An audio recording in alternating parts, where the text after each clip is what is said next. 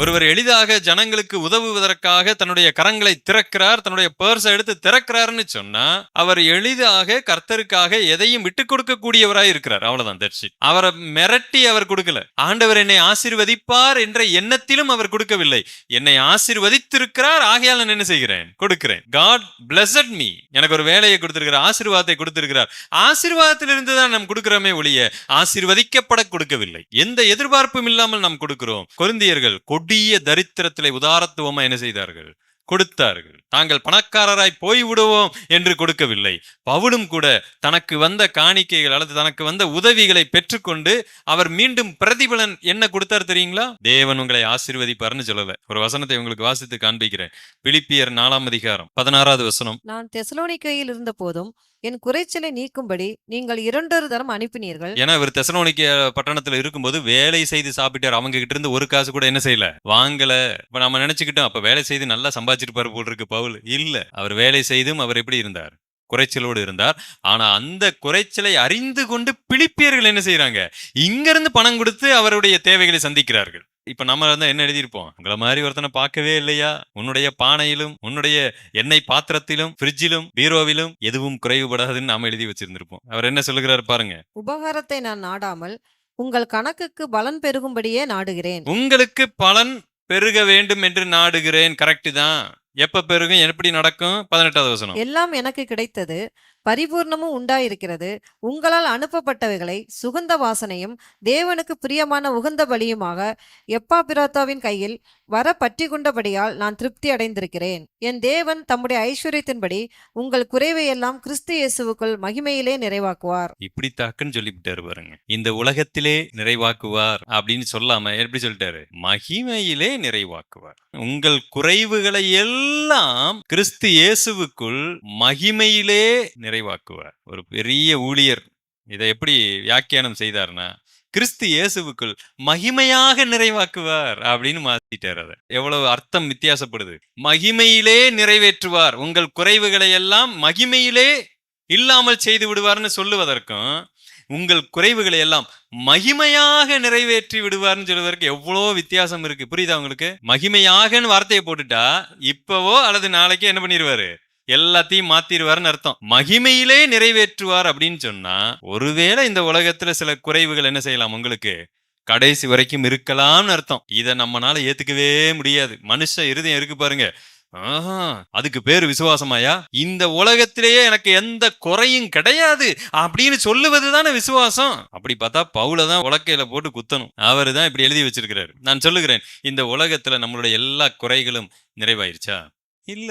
ஆஸ்திரேலியால நிக் அப்படின்னு ஒருத்தர் இருக்கிற, 2 கையும் இல்ல காலும் இல்ல பிறந்திருக்கிறாரு. நான் கேக்குறேன், இப்ப வரைக்கும் அவர் அப்படித்தான் இருக்கிறாரு. அவர் எதிர்நோக்கி இருக்கிறாரு. அவருக்கு அது குறைதானே? ஆமா, குறைதான். எல்லா மனிதர்களும், தீவிரவாதி கூட கையை வச்சுக்கிட்டு காலை வச்சுக்கிட்டு பாம்பு போட்டு விளையாடி கொண்டிருக்கும் பொழுது இவர் கர்த்தருக்காக வசனத்தை பேசிக் கொண்டிருக்கிறார். கையும் இல்ல காலும் இல்ல.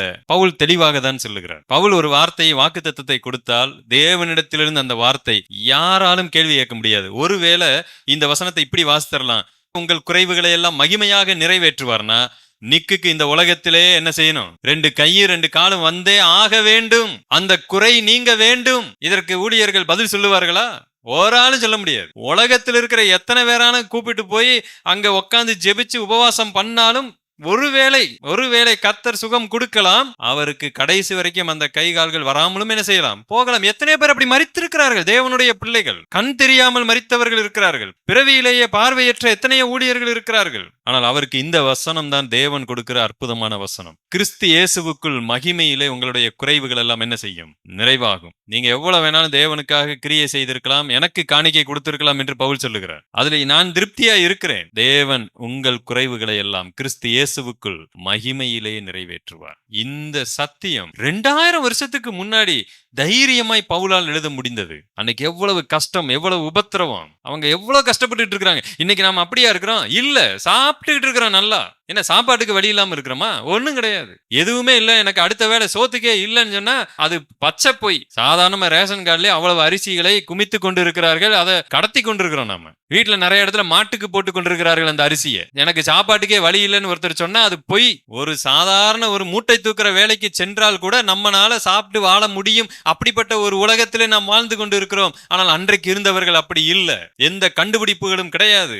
ஒரு சின்ன பஞ்சம், ஒரு நாள் மழை பெய்யாவிட்டால் அவ்வளவுதான், அவர்கள் பெரிய ஒரு பிரச்சனைக்குள்ள சிக்குவார்கள்.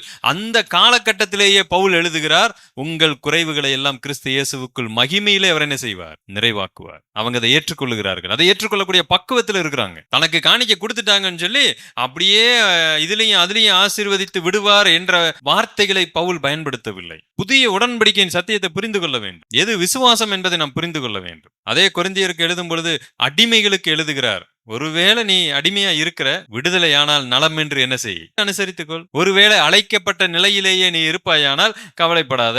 ஏன்னா நீ கிறிஸ்துவுக்குள் எப்படி இருக்கிற? விடுதலையா இருக்கிற.